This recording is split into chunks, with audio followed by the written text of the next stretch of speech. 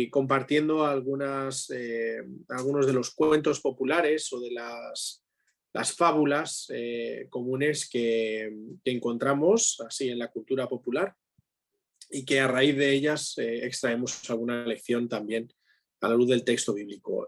La de esta noche lleva por título El águila, la gata y la jabalina. Jabalina no me refiero al utensilio que utilizan los deportistas, sino pues una jabata, ¿no? Una hija del jabalí.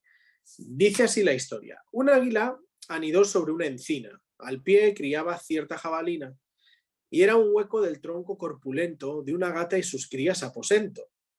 Esta gran marrullera sube al nido del águila altanera y con fingidas lágrimas le dice: ¡ay, mísera de mí! ¡Ay, infeliz! Este sí que es trabajo. La vecina que habita el cuarto bajo, como tú misma ves, el día pasa hozando los cimientos de la casa. La mainará y en viendo la traidora por tierra a nuestros hijos, los devora. Después que dejó al águila asustada, a la cueva se baja de callada y dice a la cerda: buena amiga, has de saber que el águila enemiga, cuando saques tus crías hacia el monte, las hará devorar, así disponte. La gata, aparentando que temía, se retiró a su cuarto y no salía, sino de noche que con maña astuta abastecía su pequeña gruta. La jabalina, con tan triste nueva, no salió de su cueva. El águila, en el ramaje temerosa, haciendo centinela no reposa. En fin, a ambas familias el hambre mata, y de ellas hizo víveres la gata. Bueno, no sé si conocíais la historia, pero creo que entendemos un poquito qué papel toma cada uno de los animales. El diccionario define la palabra malmeter con dos acepciones. La palabra malmeter, lo repito. La primera de ellas dice que es hacer que una persona se enemiste con otra. Cuando alguien malmete, habla mal a una, habla mal a la otra, las enemista sin que esto tenga que ver con la realidad. La segunda es inducir a alguien a cometer malas acciones. La primera, malmeter, enemistar a dos personas. La segunda, inducir a que alguien cometa malas acciones. Definiendo al sujeto que malmete de una manera coloquial, encontramos que es la típica persona liante que sabe de todo el mundo, que es indiscreta y que cuenta lo que no debe de forma intencionada. Sabe que deja en mal lugar a los demás, pero no le importa, no le afecta. Si relacionamos la palabra malmeter con manipular, hacer cambios o alteraciones en una cosa interesadamente para conseguir un fin determinado e influir voluntariamente sobre alguien para conseguir indirectamente un fin determinado, repito, la definición de manipular, hacer cambios o alteraciones en una cosa interesadamente para conseguir un fin determinado e influir voluntariamente sobre alguien para conseguir indirectamente un fin determinado. Si juntamos manipular con malmeter, tenemos un cóctel explosivo y malvado. Así es la gata de la historia. Pero no es la única que recurre a estas artimañas para lograr sus objetivos, independientemente de que estos sean tan loables como alimentar y proteger al mismo tiempo a sus propias crías, porque sabemos que el fin no justifica los medios. Estas tretas tienen su origen en el enemigo, en Satanás, el cual se dedica a engañar y acusar de día y de noche. Si tenemos nuestra Biblia y queremos buscar en Apocalipsis, en el capítulo 12, describe los dos ataques que el enemigo desarrolla. Aquí se le menciona a la serpiente como la serpiente antigua, haciendo alusión al texto de Génesis. Y encontramos también una analogía curiosa en la serpiente cuando vemos como dos colmillos, ¿verdad?, que son los que muerden, inyectan veneno. También el enemigo tiene sus dos colmillos que actúan de la siguiente forma. Fue lanzado fuera el gran dragón, la serpiente antigua, que se llama Diablo y Satanás. Y aquí menciona esa primera actitud, el cual engaña al mundo entero. Fue arrojado a la tierra y sus ángeles fueron arrojados con él. Y sigue diciendo el texto: oí una gran voz en el cielo que decía: ahora ha venido la salvación, el poder y el reino de nuestro Dios y la autoridad de su Cristo, porque ha sido lanzado fuera, y aquí el segundo de los colmillos, el acusador de nuestros hermanos, el que los acusaba delante de nuestro Dios de día y de noche. Así que primero malmete, enemista a dos personas, engaña. ¿Y a quién enemista a Satanás? enemista a Dios con el hombre y le dice al hombre, no, Dios no te va a perdonar, por mucho que tú hagas, no vas a obtener en ningún caso el perdón de Dios, porque el pecado te ha manchado de una forma tan profunda y grande que nada ni nadie lo puede borrar. Y luego va a Dios y le acusa y dice, ¿ves? Este pecador no se arrepiente, no quiere saber nada de ti. Esto es malmeter y manipular. Todas las criaturas son afectadas por esta mordedura, porque todos sufrimos el pecado. Esta misma actitud es repetida y practicada por muchas personas, provocando solamente dolor y sufrimiento en otros, aun cuando ellos no sepan cuál es el verdadero origen del mismo.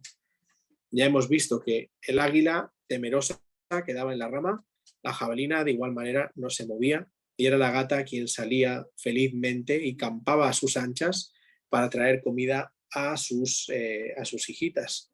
Podemos calificar con total rotundidad estas acciones como perversas, malvadas, no propias de personas que pretenden hacer el bien a los demás, amar al prójimo y seguir los pasos de Jesús. Ahora bien, ¿son actitudes extrañas o familiares? Tristemente, personas que malmeten, personas que enemistan a unas con otras, que hablan mal y que generan mal ambiente, existen en todos los círculos. Tristemente, este mal afecta a todas las clases sociales. No podemos decir que se centra en un grupo solo. También excede de culturas, no entiende de culturas, afecta a todas las culturas. Este mal de malmeter, esta actitud venenosa, podríamos decir, afecta a todos. Si hablamos de manipulación, pues mucho más, mucho más. Sabemos que Jesús acaba muriendo en la cruz, no solo porque la profecía así lo había dicho, ¿no? Acaba muriendo en la cruz, no solo porque era necesario que viniese a dar la vida por nosotros, acaba muriendo en la manera en la que muere porque muchos manipularon. Sabemos que los líderes religiosos, y así lo describe la propia palabra, arengaban a las multitudes para que pidiesen, cuando Pilato, por ejemplo, ofreció, para que pidiesen la vida de Jesús el Cristo y no de Barrabás. También sabemos que ellos malmetieron con Pilato y le hicieron ver, le hicieron creer que si no daba o no hacía lo que ellos querían, al final saldría bien perjudicado. Y esto amedrentó a Pilato, que no fue valiente, tomó una actitud defensiva. Podríamos pensar en otros casos de personas que malmetieron o manipularon y que aparentemente obtuvieron éxito, un éxito que, como dice la palabra de Dios, se convierte en temporal, que no va a durar para siempre, que tiene un final y un final definido. Personalmente, califico el juicio que condenó a Jesús como uno de los momentos más injustos que hayamos podido vivir a lo largo de nuestra existencia aquí en la tierra. Ya lo he referido antes poniéndolo de ejemplo. Aunque los 4 evangelios recogen el episodio con mayor o menor detalle según el autor, todos coinciden en el hecho de que los sacerdotes, principales líderes religiosos, manipularon a la multitud para acabar con la vida del Hijo de Dios. Y esto es curioso también porque los grandes manipuladores consiguen sus objetivos porque antes han ganado la confianza de las personas. Y una vez habiéndose ganado la confianza de las personas, es difícil no creerles. Contra esto lucha Jesús, contra esto se opone Jesús. Él describe y desenmascara la verdadera actitud del asaltador, del engañador. Pero fijaros que en muchas ocasiones este actúa de una manera muy parecida a como Dios propone. Todo el libro del Apocalipsis nos da a entender cómo cada movimiento de Dios tiene su espejo o es emulado por el enemigo. Cualquier movimiento que Dios hace, el enemigo también proporciona una idea contraria a lo que Dios ha querido. A lo largo de la historia, cada vez que Dios ha revelado o ha manifestado una verdad a su pueblo, el enemigo ha venido con un engaño, con una mentira, para acabar manipulándoles y tergiversando lo que Dios en un principio quería. Es su capacidad. El mal está tan arraigado en él que es lo que él hace, no sabe hacer otra cosa, engañar y acusar, manipular y malmeter constantemente. Los líderes religiosos eran líderes religiosos, pero ¿de qué religión? No de la religión verdadera, no de la religión que Jesús va a describir como aquella que atiende a los huérfanos y a las viudas, sino una religión que había quedado en la mera tradición, una religión que abusaba de las personas y que sacaba ventaja de ellas, una religión que para nada buscaba el bien, solamente el interés propio, ¿sí? El mantener un statu quo que habían alcanzado, que no querían perder bajo ningún concepto, aunque se diesen cuenta de que el mensaje de Jesús fuese verdadero. Las palabras que describen estos hechos persuadieron, soliviantaron, porfiaban, también manipularon al mismo Pilato cuando le dijeron: si sueltas a este, no eres amigo del César. Todo el que se hace rey se opone al César. Era gente astuta, inteligente, para el mal, para el mal.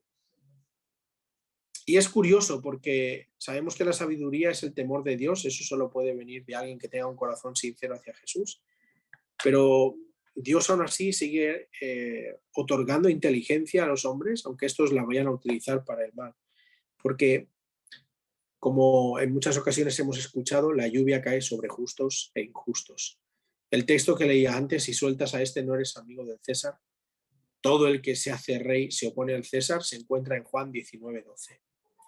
Así como la gata de la historia, los líderes religiosos obtuvieron victoria aparente sobre Jesús aquel día.